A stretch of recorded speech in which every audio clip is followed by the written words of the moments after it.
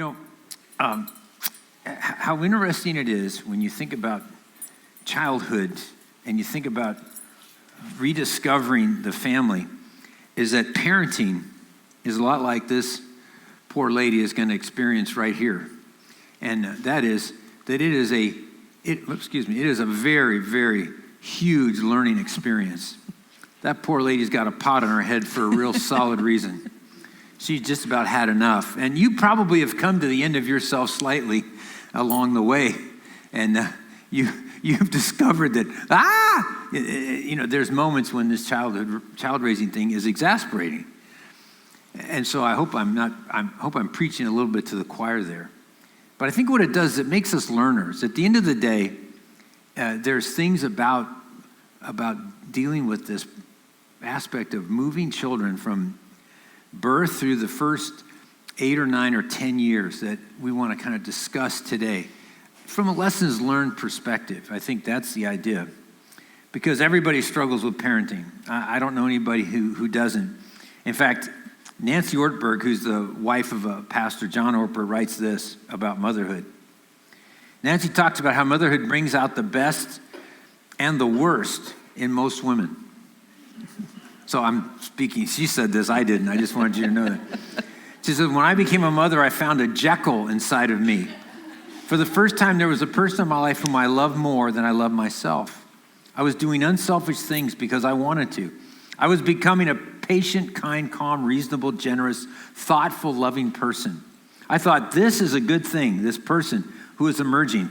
I love being a mom. But then there's another person who comes out. Sometimes when I'm a mom, a person I don't know, I want to say, who is she? How can I make her go away? She says, at one time I had a 3-year-old, a 2-year-old, and an infant. Oh, boy. You know where this is going. I awoke to the fussy baby. He clung to me like a baby monkey hangs on to its mother. It wouldn't let me go. While Johnny was clinging to me, my toddler was unwinding the toilet paper and making designs in every room of the house. She also took all of the books off the shelves and started tearing pages out of them. While this was going on, my 3-year-old was begging me to play Candyland. I hate Candyland. There was a mound of dirty laundry threatening to suffocate me. There was no food in the house, and I had to go to the grocery store. At the grocery store, I had a baby clinging to me, a toddler in the grocery cart, my other one running up and down the aisles, and the grocery cart was so full I had to kick the pad of diapers down the aisle. In the toilet paper section, I fought to hold back the tears as I thought, what am I doing with my life? Look at me. Back at home, I unloaded the groceries, fixing lunch while the ice cream melted. I took the kids to the park before rest time. A park with 3 kids is not fun. I kept counting, 1, 2, 3. I came up with 3. I've got to leave with 3. That's true, isn't it? You spend your whole time, okay, because you don't want to leave with 2. That's called the loss. By the time I got home, I hated myself. I hated my children. I put them in their rooms and shut the doors. Of course, none of them slept. I went out to the garage and I cried. I just thought I was going to lose my mind. I felt like I was becoming an impatient, frazzled, rude, angry, frustrated mom, and I was splitting into 2 people. Now, of course, not all moms are like that. I know moms who are patient and kind toward their kids most of the time. I admire them. I don't like them. But I admire them. And that's not me. Oh, God. So, I mean, because those of you who've raised children and been in the battle, or those of you who are in the battle, I hope we find some resonance here, is that, there's a lot of survival that's involved with raising children. Has that been true? There's much truth in that. Much survival. I mean, the Bible, just a little bit of introduction, the Bible has a lot to say about child raising, and most of it's bad. I mean, for instance, imperfect parents, imperfect kids. The prodigal son is about who? A wayward child, right? The child was not on good behavior. That's not the reason why the story was written. He walked away from his dad and took all his money. There we go. Abraham and Isaac. Abraham was a liar who lied about his wife. Isaac followed his father's footsteps and lied about his wife to protect himself. Isaac and Rebekah were united in their child raising, but one of them liked one son and one of them liked the other son. And it turned out to be a conflict that caused a whole nation to be renamed based on their conflict. Jacob's deception shows up in the life of his son Judah, dealing with his brother Joseph's disappearance. David's sin and his cover-up shows up in the lives of his children. Absalom tried to kill his father, and Solomon had 1,000 wives. He didn't learn anything, right? So this childhood and child rearing stuff, now that I've discouraged it completely, but what I want to do is I want to ask Novi to help me, to save me on this particular subject. So what do you do? And we want to talk a little bit about what it means and what the lessons learned are. Because not only are the lessons learned in parenting, but there's lessons learned if you're going to be a Jesus follower. You're going to be looking back at what did I do, what did I not do, what were the lessons that I learned, and that's the way we grow. And so in parenting, it's no different. So today, rediscovering the family, lessons learned from imperfect parents. And as you take out that sheet, I think you'll enjoy maybe some thoughts that you might want to write down. So as we get started, parenting is learned in the midst of the flood, right? When the water's rising, when everything's getting wet, you've got to figure out how not to come apart and how to keep moving your child forward. And that's what makes it so very difficult. So I wrote down a couple of thoughts and then some lessons learned, and I'm going to ask Novi some questions, and we're going to kind of dialogue here. So let's kind of get started here. Little ones need to learn about Jesus early and often. I mean, if there's any lesson, certainly, that comes in the mind of Christian parents, it starts right there. You know, more than just keeping them alive, we really want them to learn about this Jesus. Novi, what did you do with our kids from the cradle that helped introduce them to our Lord? Yeah, I think that's a great place to start, is in the cradle, you know, and just helping them learn who God is in their lives. I think one of the things I sang to them, we would sing songs, you know, their lullabies or whatever, but Christian ones, Christian songs. I prayed with them. I prayed for them. I would read them Bible stories, you know, our little beginner's Bible. Those are cool deals. Yeah, my grandmother gave...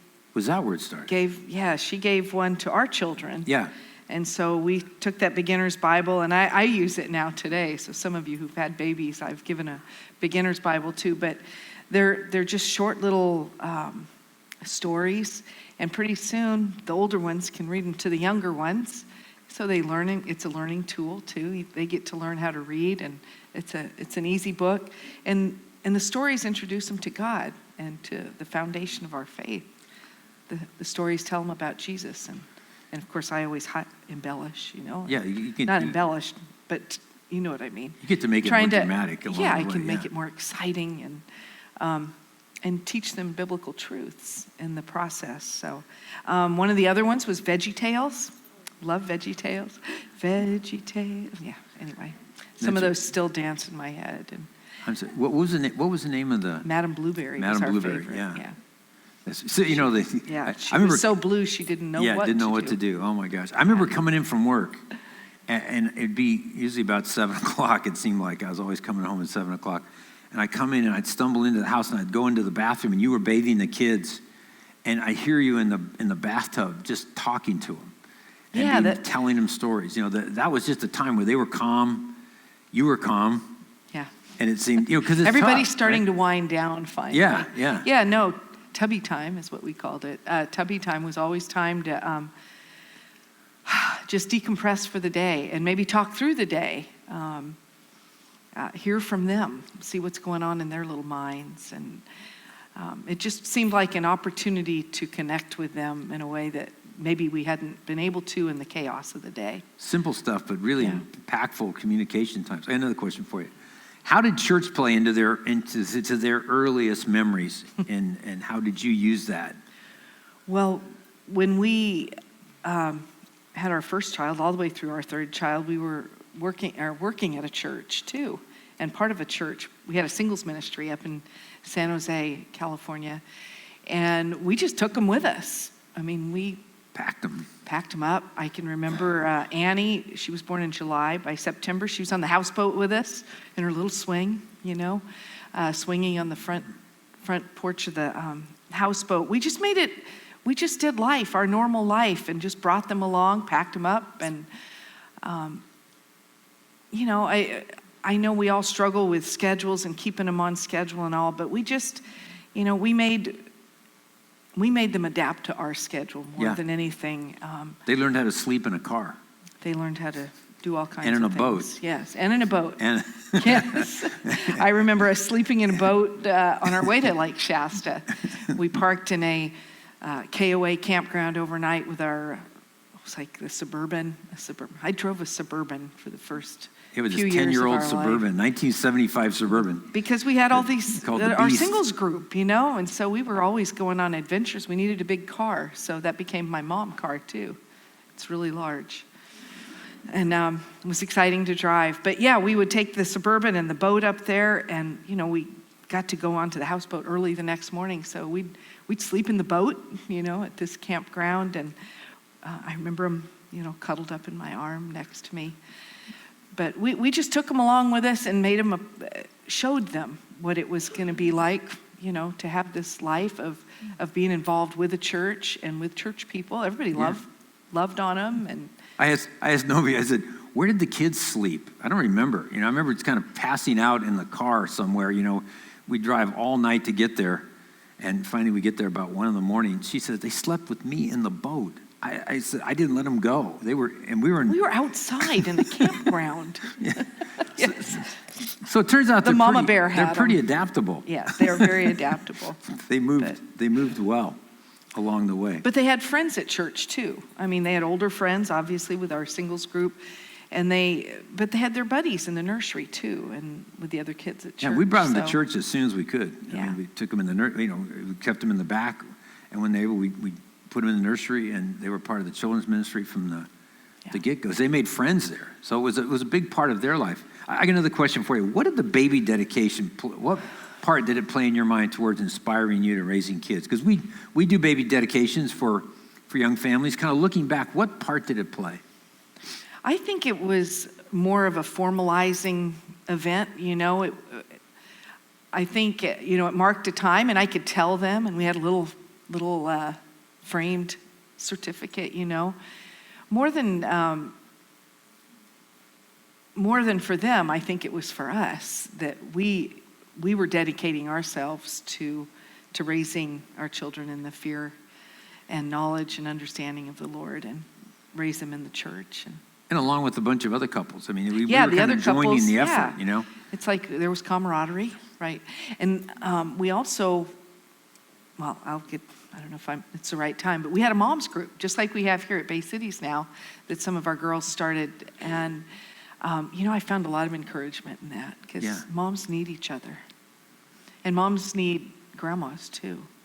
And moms need each other. Women need each other. It's one of the most beautiful places to come alongside a young mom. Really ministers to her. And I know it has and does for me. I've been impressed. You know, guys, we kind of operate a bit alone. Have you noticed that? You know, you kind of function. Women do their thing together, and it's impressive to watch. And I think this child raising activity of trying to stay encouraged, because you got to stay encouraged as a parent. Well, like the story you just told. Oh man, you know, poor lady. Someone better hopefully come along and said, "Honey, somebody needed to we're call going out. her and." Yeah, we're getting a babysitter. We're going out tonight. You need a hand, man. This is too much to bear alone. Well, there's kind of a point here, and it's certainly the lesson learned, the big one for this particular point, and that is this. Don't buy the line that says, let them make up their own minds about God. Boy, if you want to take away from these early days, don't let that become a loose end. Because I've heard it. I've dealt with parents. We just don't want to overly influence our kids. Really? I'm here to say, overly influence your kids. Would that be fair to say? If you're in that mode, take them and influence the heck out of them, because if you don't, the rest of the world will. This is your time, your place. And you know, if it didn't go that great when you're in this role, you know, the lesson learned is they may have children. There may be grandchildren. There's other kind of swings at the plate here that you get. But I want to read this to you. It's a passionate passage in Deuteronomy 11. And I'll read this and I'll show you a passage on the screen. But this is why your kids need your help in being directed towards where they need to be. Listen to this passage. This is Moses writing. He says, love the Lord your God and keep his requirements, his decrees, his laws, and his commandments always. Remember today that your children were not the ones who saw and experienced the discipline of the Lord your God, his majesty, his mighty hand, his outstretched arm, the signs he performed, the things he did in the heart of Egypt, both to Pharaoh, king of Egypt, and to the whole country. What he did to the Egyptian army, to its horses and chariots, when the water came back over, when God parted the Red Sea. How you overwhelmed them with the waters of the Red Sea, how they were pursuing you, and how the Lord brought lasting ruin on them. It was not your children who saw what he did for you in the wilderness until you arrived at this place. So your children are born with no necessary understanding of what you already know. And unless it's passed on, it doesn't happen through osmosis. It is powerful. And this is what Moses went on to say. He said this. He said, so commit yourselves wholeheartedly to these words of mine, to them to tie them, if you will, to your hands and wear them on your foreheads. In other words, make them prominent in how you walk and how you live. Talk about them when you're at home and when you are on the road, as we discussed, when you're going to bed and when you are getting up. And he says, and write them down on the doorposts of your house. Make them a big deal, so that as long as the sky remains above the earth. My hope that's a long time. Isn't it yours? That the sky stays right there. That you and your children may flourish in the land that the Lord swore to give to them. So be active. Be as proactive as you can be. Intentional as you can be. That would be a powerful lesson learned that we think is worthy. Secondly, another thing to consider here, another thought, is that bigger ones need experiences that teach them what matters most. As kids kind of move from that 5 to 8 or 9 year old age group, they are starting to build their worldview. They're interacting with other people. They're interacting with teachers. They're now having to process things outside of your experience with them. And so this little guy on the right who looks so powerful is learning how life works. And he needs mom and dad's regular redefinition and refining of the information he's getting. I asked Novi a couple of questions we talked about this, and I think these are some good things to consider. How important was it to live out the difficulties of life that we were having with our kids listening in? How important would you say, looking back, that was? Because we did we were in the midst of some very challenging times. I owned a business. We had a business. We were trying to work at a local church. We were trying to plant a church down here with our friend Jim McKinga. It was a 3-ring circus. And we had 3 little ones. Yeah. Yeah. You had 3 little ones. I had 3 little ones. But yeah. You took the brunt of that part of the effort. Well, it's hard to know where to start. A lot of it did fall on me because you were working so much, and I had to keep myself encouraged. That's where the moms group came in. I think the kids lived through the difficulties with us. Yeah. They watched us. We ended up shutting down our business, shutting down our house, moving actually to Phoenix for a little while before we got here. But we just made it a normal part of life. We prayed together. You know, that was something we always did. We prayed over these issues with them as little kids. Yeah. They saw you and I praying together. Yes. I prayed with them. I think the greatest thing we give our kids is a strong marriage, a healthy marriage. And I think that's what we were able to model in front of them, especially through the difficulties. And you know what? Also love.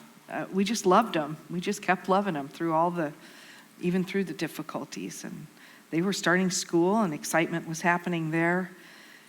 But I'm not sure where else to take that question, Ben. Well, I think along the way, that, as I recall, at least, it's funny when you're working hard, when you're working outside the home, you come back, you kind of catch up with things. Have you noticed that? Your kids grow up in front of you. If you go away on a business trip for a week and come back, your kids are older.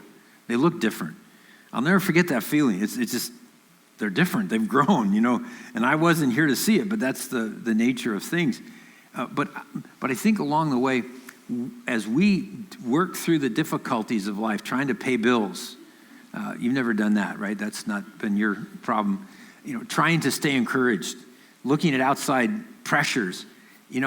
They heard us go through our discussion. They knew life wasn't perfect. And, that didn't hurt them. They heard about how we were struggling, and yet we were trying to do our very best to trust God. We didn't try to, overprotect them. No. I mean, they knew life was exciting and difficult sometimes, and we just talked through it. And we would celebrate the victories. When something great happened and God provided a way for something to happen, we were sure to celebrate with them and say, tell them, hey, look at that. God worked out all the details for us. How cool is that? Yeah. So they could see that life had trouble, and trouble is not abnormal. It is something that is part of life. And as a Jesus follower, we want them to learn that resolving issues takes perseverance and it takes turning to God. Another question here quickly. How important was it to talk about what happened each day in the lives of our kids, from their school experience to what they were doing with their friends? One of my favorite times was picking them up from school, and we'd come home. But, it'd take a while to get home and be a great opportunity for conversation. Like, what'd you do at school today? Who'd you talk to? Who'd you have lunch with? All those kind of little questions, just to get a read on how they were doing, what they were doing, if they were upset about something. And a lot of life lessons came out of that, because I could react to whatever they were saying and respond and respond in a Christian worldview as to what was happening in their lives. We had one little friend that we would give a ride up from Richardson up to Riviera School. And every time something, we'd be having a conversation about something, he'd say, yeah, I know that. This was his response to everything. So we learned about people that know everything. Even little crazy stuff like that, If you ask him to this day who that was, they remember, I'm sure. He was 8. He knew everything. Absolutely. But he knew everything already. It was good. So, it's just crazy stuff like that. But it gave me opportunities to give input into their lives and into their worldview and how to respond to people being mean, people being bullies, people hurting their feelings. We learned about, that people that are hurt people, right? And maybe why someone had lashed out at them. And we prayed. We prayed with each other. We prayed for their friends. We prayed for their teachers, for their school. Yeah. But it was a rich time. Yeah, because life isn't a lecture. Life's about dealing with the next event, the next thing, the next teaching moments. Next teaching moment. Yeah, exactly. Teaching moments were huge. And our lesson learned is that we had to take advantage of those. I said the Jesus worldview has to be taught and caught by your kids. They will get it as they watch you live it out. No question. It is what you do is so much more powerful than even what you say. And what you say then reinforces what you do. Because if you don't, I wrote this little thing on the right, this gal, I saw this illustration and I thought it was perfect. If you don't teach your kids to follow Christ, the world will teach them not to. Yeah. And there is absolute truth in that statement. That's a lesson learned. Yeah, even like going to stores, I remember them missing something in my basket. So we went back in and paid for it. And sure enough, they're like, you didn't really have to pay for that, Mom. No, I didn't. But it was the right thing to do, Just all kinds of little opportunities for teaching moments happen. Next time you're tempted to walk away and you get $1 too much change, you can remember that one because everybody's, little guys watch it, man. They're watching. They really are. Yeah. So the idea of directing your children onto the right path, it's an active process. Just don't let it be passive. And with your grandchildren the same way. And lastly, number 3, preteens need parenting to show them the value of a serving lifestyle. And just quickly on this, because we're going to run out of time here, but the idea of serving, again, if you're going to have your child become one who is served versus feels themselves entitled to be served, it's going to be a very demonstrated skill and tactic that you are accomplishing, that you serve along the way. We did a number of things that happened regarding serving. Why don't you talk about one of them just with our kids? Real quickly, we helped at Bay City, when we helped at Bay City's Redondo Beach. Ben would go over and do the setup on Saturday, and our son went with him. We'd set up. We had rented the women's club, so it was a set it up every Sunday, tear it down every Sunday afternoon. And, it was. The kids started teaching Sunday school when they were little. Older. It's like Nikki's kids are in there teaching right now. The older ones teaching the younger ones. But, it was just what we did in our lives. We served. And so for them, it was just natural. That's what we do. And I think it taught them that that's what we do. And I dare say most of them are still serving. They're in serving lifestyles, It may serving be professional, today. But it's certain serving. Yeah. Radical. I think that's the issue. You set the tone along the way. And what about the church as kids grow older? The challenges get bigger, right? Those of you who are trying to manage, and it's a tough manage. We did the same. It is. Manage sports, manage church, manage after-school activities, manage science camp. You name it. There are a ton of things that you got to figure out, and trying to get it right is not easy. There is no formula, but it's continually, you've got to make a decision about how do I make this influence, and there's periods of time when you do different things, but how do I keep the influence of my desire to have them walk with Jesus over time, front and center? And use the church, use all that we have here. That's part of why we're here. And we did the same. We used the churches we were a part of as part of the training apparatus to get our kids moving in the right direction. I think the lesson learned is this: serving as a habit must be learned from those they respect and want to be like. And my trusted sense is that they want to be like you. We have Lamita Labor of Love times when we get the kids out there, when we get our high school and junior hires, when mom and dad are out there doing it, the kids are right there. Yeah, it's like you have to build it into their DNA. Absolutely. It will not happen. It's not a lecture. It is personal influence by watching you live your life. Jesus took a bunch of guys. They were adults. And he said, come follow me, right? I'll show you how to become fishers of men. He says, I'll demonstrate it, and then I'll hand it off to you. So this idea of learning by following, this learning by watching others, is incredibly powerful. It's one of the ways Jesus teaches and trains us and trained his men. And I think along the way, there is a lesson learned for us all. And it's this: following Jesus is about being a lifelong learner. And if you stop learning, you limit the journey. Yeah. If you stop learning, the journey does not have the same end. You must become a learner.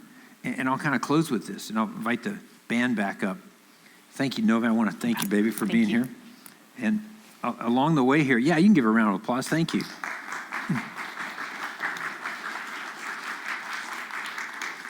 But about being a learner, the challenge is that I've moved on. Paul the Apostle, who was one of the most learned men ever, never moved on. Throughout his whole life, he continued to be open. He used the lessons of life to help continue to refine where he was headed. And that's the world. Until we get to heaven, we are going to be lifelong learners. There's no alternative. It is how we function.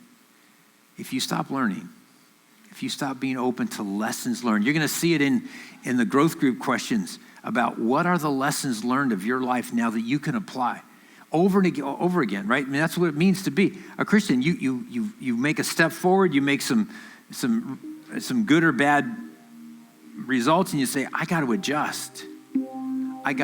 That's how you learn along the way. Because we're always asking the question, I trust you are, and I hope you will, what would Jesus teach, tell, or instruct me to do here going forward? That's how we grow. God rarely just sort of drops a nugget of supernatural revelation into your heart and mind. He uses lessons learned to cause you to say, that way wasn't quite so successful. We better go another path. What does God's word say? Maybe I need to go and make a second check. If you need wisdom, you want to ask our generous God. James 1:5 says, and he will give it to you. He will not rebuke you for asking. He will not rebuke you for asking. And let's close with this. As Jesus finished the Sermon on the Mount, he said to those who were there, He said, if you want to know how powerful lessons learned are and learning from me is, he said this. He said, anyone who listens to my teaching, in other words, who hears what he says and then follows it, big if, listens and follows, is what? Wise. And he compares that person to a person or a family that builds a house on a rock, on a solid foundation. He says, in all the difficulties of life compounding against it, and because we've listened and learned, he says the house stands. It doesn't collapse. We move forward. And he says, the rain's going to come and hit every house. Difficulties and troubles are going to hit your family, my family, your kids, my kids. He says, but anyone who hears my teaching and doesn't obey it is foolish. And they're foolish because they're like a person who builds a house right just on any old thing, any old philosophy, any old way of thinking. And when the tough times come, the house washes away. And he said, man, we don't want that, right? May we be people that live and learn from the lessons that God has given to us. Imperfect people as we are, imperfect parents with imperfect children following a perfect God. He wants to teach us. So may that be our foundation as we begin to build and relook at discovering the family. Let's pray as we close here today. Father, I pray today as we get a grip and kind of refocus ourselves for the next few weeks on what it means to be people that learn from the lessons of life and learn as we then turn back to you and say, Lord, what did you want me to do going forward? That we become folks that adjust and we become learners. May that mark us now and in the days ahead. Lord Jesus, lead our lives as we turn to you. In your name we pray.